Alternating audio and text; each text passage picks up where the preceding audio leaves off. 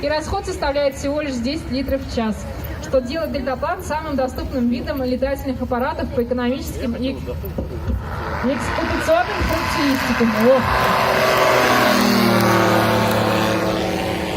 Отчаянные мужчины у нас сегодня выступают. Проходы на высоте, я даже не знаю, не более 5 метров у нас здесь составляет. Это была имитация посадки, но посадка, соответственно, сама не произошла. Простота конструкции дельтаплана предусматривает легкую транспортировку летательных